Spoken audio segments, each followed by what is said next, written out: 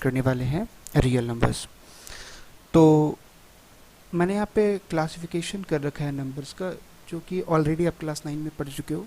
तो फिर से एक बार हम लोग क्या करते हैं, उसे रिकॉल करते हैं। तो इसके लिए मैं क्या करता हूँ ना, यहाँ पे एक नंबर लाइन पहले ड्रॉ कर लेता हूँ, सो दैट कि आपको चीज़ें बेहतर तरीके से समझ में आ पाए। ये एक नंबर लाइन है, आपको पता है कि यहाँ पे ये समवेयर ये 0 होता है, उसके बाद ये 1 2 3 4 ये इन्फिनिटी तक होता है, इधर से चलता जाएगा। और ये -1, ये -2, ये -3, और ये भी इधर -इन्फिनिटी तक ये होता है, और ये इन्फिनिटी तक होता है। तो प्यारे बच्चों, अगर हम नेचुरल नंबर की बात करते हैं तो यहाँ पे ये जो आपको दिख रहा है, यानी कि 0 के राइट हैंड साइड पे जो आपको नंबर्स दिख रहे हैं, ये सारे नंबर्स एक्चुअली यही नेचुरल नंबर्स हैं। आप दूसरे वर्ड्स में अगर कहना चाहो तो कह सकते हो कि जो काउंटिंग नंबर्स होते हैं, कौन से नंबर,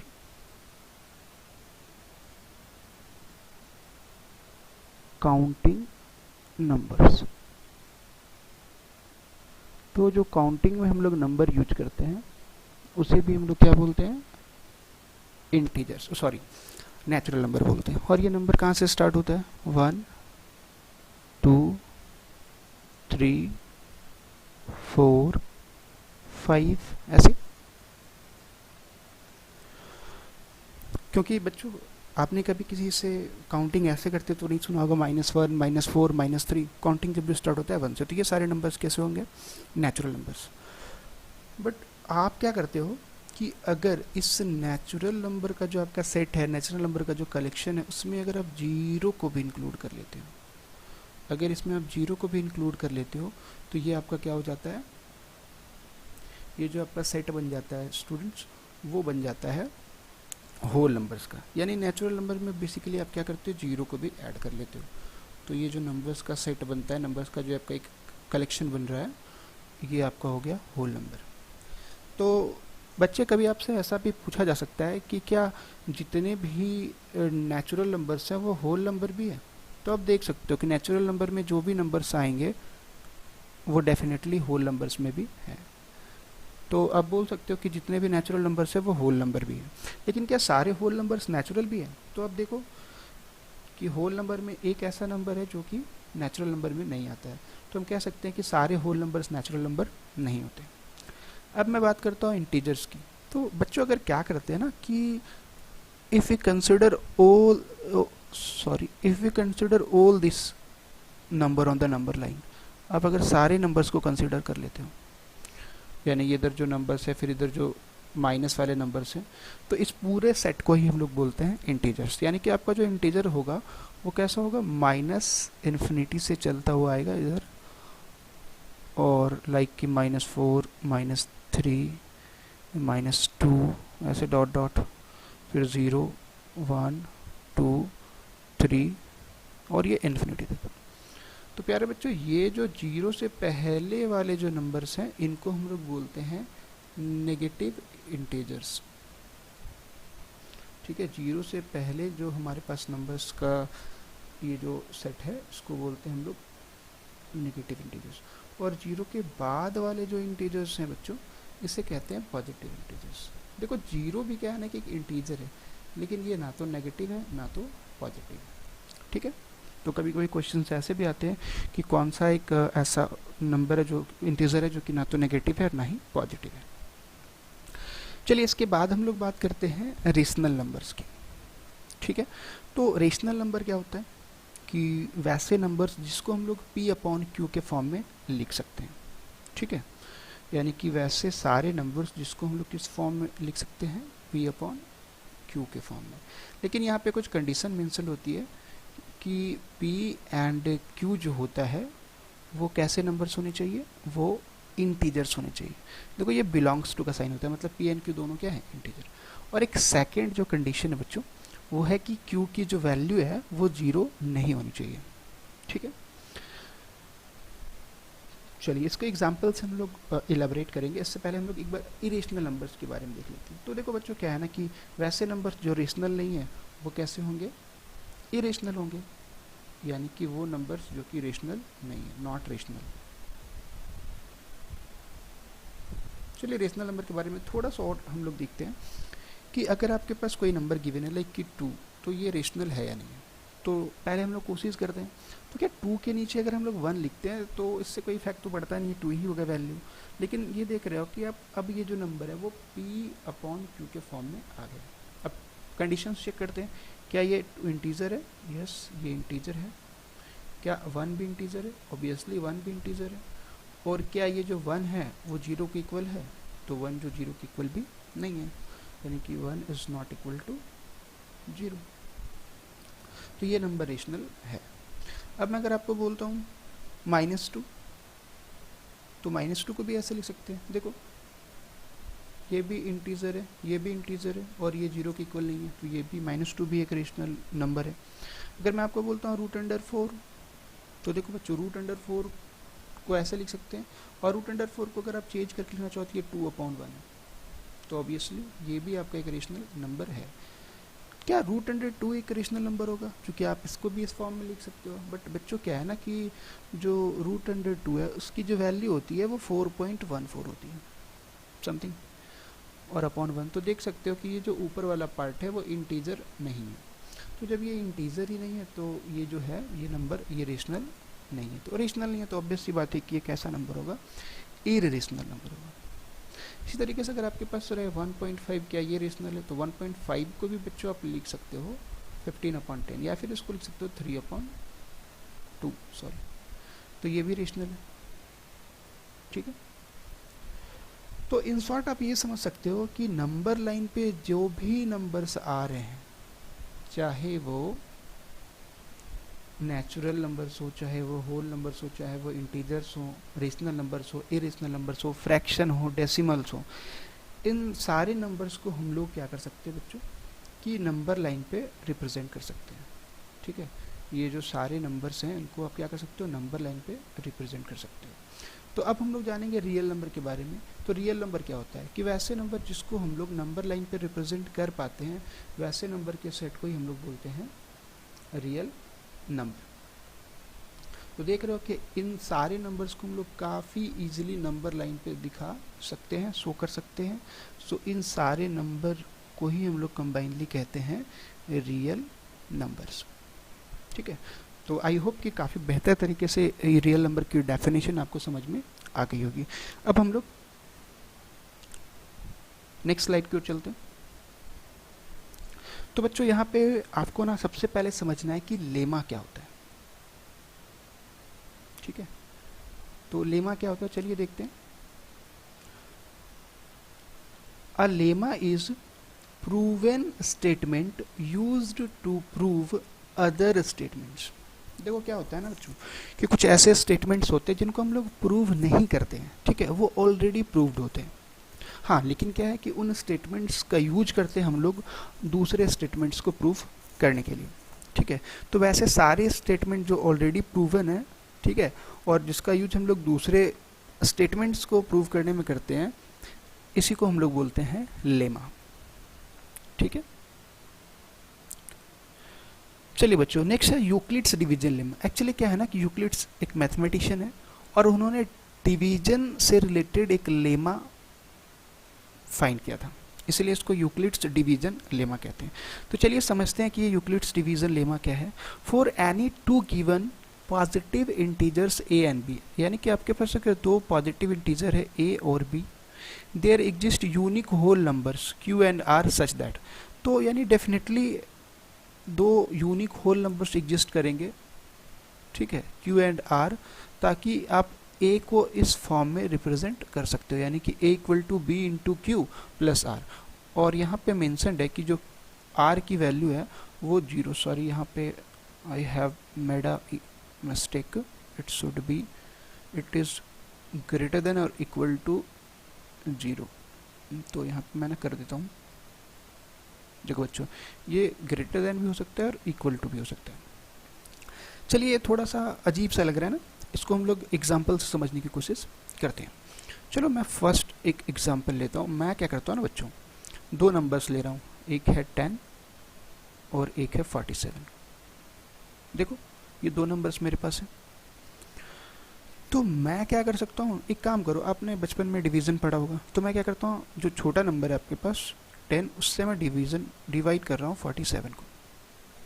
अब जब डिवाइड करोगे तो कितने टाइम्स में जाएगा बच्चों, 4 टाइम्स में, यह आ जाएगा 40 और रिमाइंडर कितना बच जाएगा 7।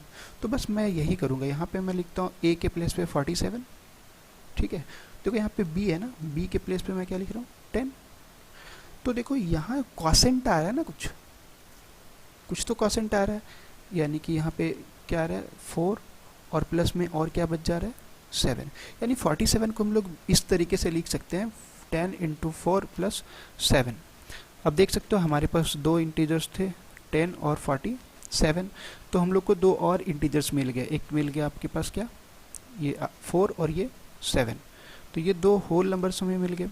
तो यही ये स्टेटमेंट कह रहा है कि कोई भी दो पॉजिटिव इंटीजर अगर आप लेते हो a एंड b, तो उसके लिए ज़रूर दो ऐसे यूनिक होल नंबर्स एग्जिस्ट करेंगे जो इस रिलेशन को सेटिस्फाई करेंगे।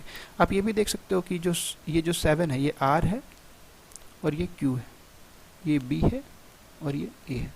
तो यू कैन क्लियरली सी कि इस को ये सेटिस्फाई कर रहा है। और साथ ही साथ जो r की वैल्यू है वो 7 है, जो कि 10 से छोटी है। ये जो b है उससे छोटी होनी चाहिए थी, जो कि है। अगर नहीं समझ पाए तो कोई भी बात नहीं बच्चों, चले हम लोग एक और एग्जांपल लेके से समझने की कोशिश करते हैं। तो मैं छोटा सा ही लेता हूँ, 7 और 8 को ले लेता हूँ, ठीक है। 8 को मैं ऐसे लिख सकता हूँ क्या, 8 इसको 7 में क्या ऐसा मल्टीप्लाई करूँ 1 और प्लस में 1। तो देखो यानी ये a हो गया आपका, ये b है और ये क्या है q और ये प्लस में r। आप देख सकते हो b का वैल्यू 7 है और r क्या है 1 है, तो डेफिनेटली जो r है वो लेस देन है b से। यानी कोई भी दो इंटीजर आपके पास अगर मिल जाता है आप उसको इस फॉर्म में एक्सप्रेस कर सकते हो। तो बच्चों यही है हमारा यूक्लिड्स डिवीजन लेमा। देखो ये कोई नई चीज़ नहीं है बच्चों, अगर आप थोड़ा सा ध्यान से देखो तो ये कोई नई चीज़ नहीं है।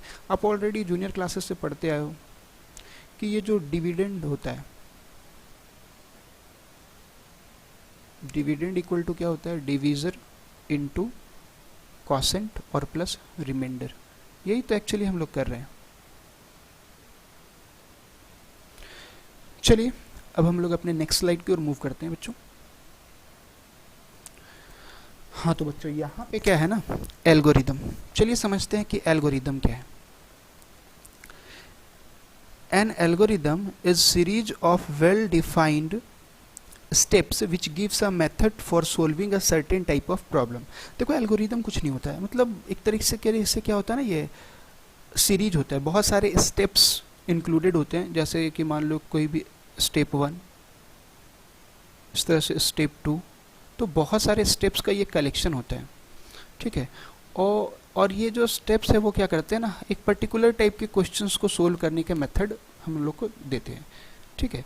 यानी कि वेल डिफाइंड मतलब है कि वेल डिफाइंड स्टेप्स का मतलब होता है कि ऐसे स्टेप्स जो कि हर एक कंडीशन के लिए सेटिस्फाई हो। तो बहुत सारे स्टेप्स के कलेक्शन का यूज करके अगर हम लोग कोई प्रॉब्लम को सोल्व कर सकते हैं तो उन स्टेप्स के कलेक्शन को ही हम लोग बोलते हैं क्या, एल्गोरिदम। तो यूक्लिड्स ने भी एक एल्गोरिदम दिया था और वो जो एल्गोरिदम था वो डिवीजन से रिलेटेड था, इसलिए इसको बोलते हैं यूक्लिड्स डिवीजन एल्गोरिदम। तो बच्चों ये क्या है देखिए, it is a technique to find the HCF of two given positive integers से a एंड b, ठीक है।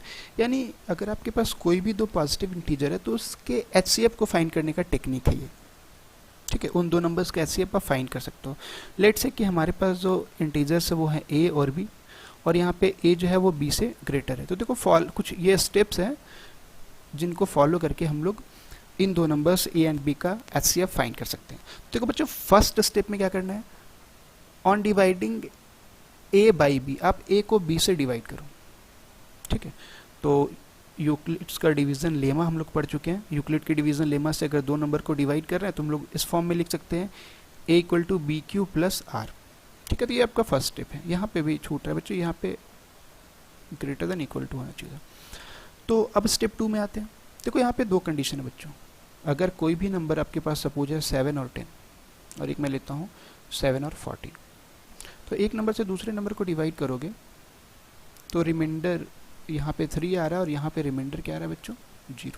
तो रिमाइंडर या तो 0 आएगा या फिर कोई दूसरा नंबर आएगा, लेकिन ये कंफर्म है कि वो डिविजर से छोटा ही होगा। अगर फर्स्ट स्टेप को करने के बाद बच्चों आपका रिमाइंडर 0 आ जाता है, तो ये जो डिविजर है बी, यही आपका इन दो नंबर्स का एचसीएफ हो जाता है, ठीक है। बट अगर हम लोग का रिमाइंडर 0 नहीं आता है तो क्या होता है, फिर से हम लोग इस स्टेप को कंटिन्यू करेंगे, ठीक है। फिर से हम लोग इस स्टेप को कंटिन्यू करेंगे जब तक कि 0 ना आ जाए। और अगर जिस टाइम 0 आएगा तो जो लास्ट वाला डिवीजर होगा, जो लास्ट डिवीजर होगा बच्चों, वही उन दो नंबर्स का एचसीएफ होगा। सपोज कि अगर यहाँ पे 0 नहीं आता है तो नेक्स्ट केस में हम लोग क्या करते हैं बच्चों कि डिवीज़र को हम लोग यहाँ पे लिखते हैं, ठीक है, और यहाँ पे हम लोग रिमाइंडर को लिखते हैं। फिर कोई ना कोई नंबर आएगा जैसे Q1 और फिर कोई दूसरा रिमाइंडर आएगा R1। हो सकता है कि इस स्टेप को करने के बाद मेरा रिमाइंडर 0 हो जाए।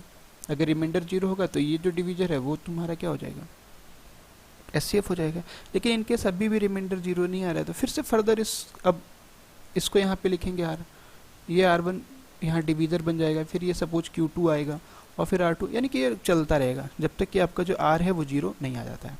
अगर R 0 आ जाता है तो जो भी लास्ट डिवीजर है वो आपका एचसीएफ हो जाता है। चलिए थोड़ा सा कॉम्प्लिकेटेड लग रहा होगा बच्चों, लेकिन इसको हम लोग जब क्वेश्चन के थ्रू करेंगे तो आई होप कि बेहतर तरीके से कर पाएंगे।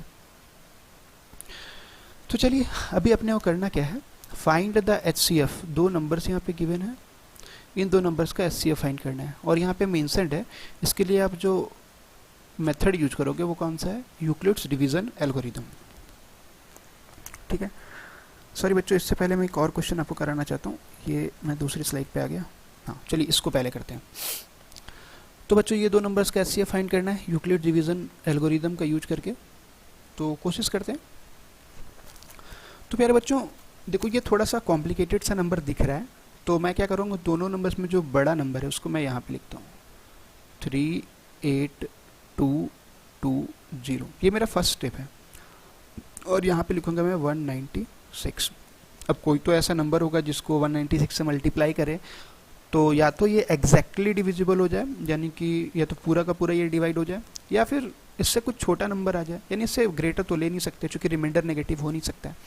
तो चलिए डिवाइड करके मैं चेक कर लेता हूँ एक बार यहाँ पे 196, तो ये आता है 38220।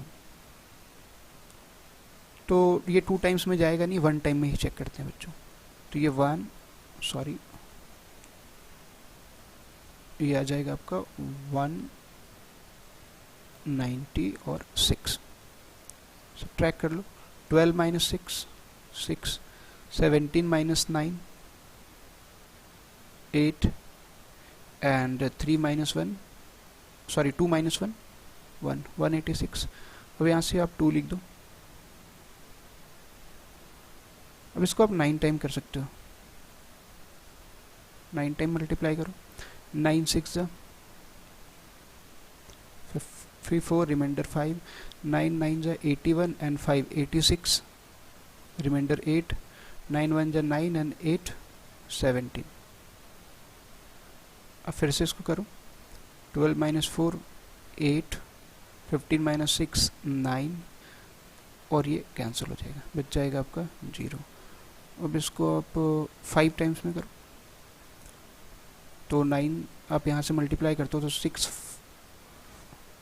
देख लो बच्चों क्या हो जाएगा, 6 5 30, remainder 3, 9 5 45 and 3 48, remainder 4 and 5 1 5 and 4 9। तो देख रहे हो ना कि यहाँ पे रिमाइंडर फर्स्ट ही स्टेप में आपका बच्चा क्या जा रहा है, 0। यानी कि आप इसको ऐसे लिख सकते हो 196 इंटू 195 एंड प्लस में 0। तो देखो यहाँ पे ना क्या हो रहा है कि स्टेप 1 करने के बाद ही आपको जो रिमाइंडर है वो क्या आ रहा है, 0 आ जा रहा है। तो इसका मतलब ये जो डिवीज़र है ये आपका लास्ट डिवीज़र बोल सकते हो ये, चूँकि एक ही डिवीज़र यहाँ पे है, तो यही क्या हो जाएगा एचसीएफ, यानी कि इन दो नंबर्स का जो एचसीएफ है 196 एंड 38220 का वो क्या है बच्चों, 190 एंड 6। आई होप कि आपको समझ आया होगा। चलिए अब नेक्स्ट क्वेश्चन को करते हैं। देखो पिछले वाले क्वेश्चन में क्या हुआ था ना बच्चों की, एक ही स्टेप में जो रिमाइंडर है वो 0 आ गया था, तो काफ़ी आसान सा क्वेश्चन हो गया था। इस क्वेश्चन को करते हैं, सेम प्रोसेस है, जो बड़ा वाला नंबर आप इसको इधर लिखोगे 10 एंड 32। अब देखो यहाँ पे 272, अब 272 से आप डिवाइड मतलब करोगे इसमें 10 32 में, तो आप डिवाइड करके चेक कर सकते हो। ऐसे आप 3 टाइम्स में ले सकते हो, क्योंकि 4 टाइम्स में इससे ज़्यादा हो जाएगा। तो यहाँ पे अब बच्चों यहाँ पे मैं आपको करके दिखा देता हूँ, आई थिंक कि बेटर होगा। 272 इंटू 3 अगर हम लोग करते हैं तो कितना होता है, 6 2 जा 3 2 जा 6, 7 3 जा 21, रिमाइंडर 2, 3 2 जा 6 एंड 2 8, 816 आ रहा है। तो अब देखो 816 को आप माइनस कर दो 10 32 में, यानी रिमाइंडर चेक करना है कितना बचा हुआ है। तो अगर मैं यहाँ से सब्ट्रैक्ट करता हूँ 12 माइनस 6 6, 2 माइनस 1 1 एंड 10 माइनस 2, 216 बच रहा है। चूँकि अभी अगर 4 टाइम्स लेता तो ये इससे ज़्यादा हो जाता, तो रिमाइंडर है ये 216। बच्चा देखो यहाँ पे रिमाइंडर 0 नहीं आ रहा है, तो हम लोग क्या करेंगे, फर्दर इसको करेंगे। अब फर्दर करने के केस में क्या होगा, अब ये जो आपका 272 था वो यहाँ पे आएगा, यानी अब ये डिविडेंड बन जाएगा, और आपका जो रिमाइंडर है बच्चों वो बन जाएगा कॉसेंट, सॉरी डिविज़र। अब देखो ये तो 1 टाइम में ही जाएगा, 2 टाइम में तो 432 हो जाएगा। रिमाइंडर कितना बचेगा देख लो, 12 माइनस 6 6 एंड 6 माइनस 1 5। देखो बच्चों अभी सेकेंड स्टेप हो गया अपना, ये देखो ये आपका जो स्टेप 1 था ये स्टेप 2 हो गया। अब देखो स्टेप 2 में भी रिमाइंडर 0 नहीं आया है, तो फर्दर हम लोग इसको प्रोसीड करेंगे बच्चों। अब स्टेप 3 तक भी जाना पड़ेगा अपने को। अब देखो क्या करेंगे, वापस से ये जो है नंबर वो क्या बन जाएगा, डिविडेंड बन जाएगा। तो यहाँ पे इसको लिखेंगे 216, और ये जो रिमाइंडर है वो यहाँ पे डिविजर बन जाएगा 56। अब देखो कितने टाइम्स में कर सकते हैं बच्चों, यहाँ पे इसको भी आप 3 टाइम्स में कर सकते हो, क्योंकि 4 टाइम्स में करोगे तो 224 हो जाएगा, तो 3 टाइम्स में करते हैं। तो मैं कर लेता हूँ इधर 3, अगर आप करोगे 3 से मल्टीप्लाई 6 3 जा 18 एंड 5 3 जा 6 3 जा 18, रिमाइंडर 1, 5 3 15 एंड 116, ये 168 आएगा। और जब इसको 216 से आप सब्ट्रैक्ट करोगे तो रिमाइंडर कितना आ जाएगा, 16 माइनस 8 8 और 10 माइनस 6 4, और ये कुछ नहीं, तो ये आ जाएगा आपका 48। देख सकते हो कि आप अभी जो थर्ड स्टेप में भी अभी रिमाइंडर 0 नहीं आया, तो फर्दर मेरे को इसको कैरी आउट करना पड़ेगा। और अब मैं क्या करता हूँ कि ये जो अब जो डिविज़र था वो क्या बन जाएगा अब यहाँ पे डिविडेंड, और जो रिमाइंडर है आपका यानी कि ये जो 48 है वो बन जाएगा आपका डिविज़र। अब देखो ये 1 टाइम में ही जाएगा, 2 टाइम में तो 96 हो जाएगा। अब कितना बच रहा है रिमाइंडर, 8 बच रहा है, अभी भी 0 नहीं आया। तो क्या करोगे आप, स्टेप 5। आपको ये स्टेप्स ऐसे लिखने की ज़रूरत नहीं, मैं बस आपको समझाने के लिए मैं इन चीज़ों को लिख रहा हूँ। अब देखो ये यहाँ पे आ जाएगा, यानी कि आपका जो डिविज़र है फिर से डिविडेंड बन जाएगा, और ये जो आपका रिमाइंडर है यहाँ आ जाएगा। अब देखो आप इसको 6 टाइम में करोगे तो 48 आ जाएगा, और रिमाइंडर क्या बचेगा, 0 बच्चों। अब इसके आगे आपको प्रोसीड करने की ज़रूरत बिल्कुल भी नहीं है। तो बच्चों ये जो लास्ट वाला आपका डिविज़र है ना, यही आपका हो गया HCF। तो इन दो नंबर्स का जो HCF है यानी कि 272 एंड 10032, ये क्या है बच्चों, 8। आई होप कि ये काफ़ी अच्छे से आपको क्लियर हो गया होगा। तो बच्चों if you like this video then do subscribe to our channel and like and share the video so that we can produce such more videos for you. Thank you.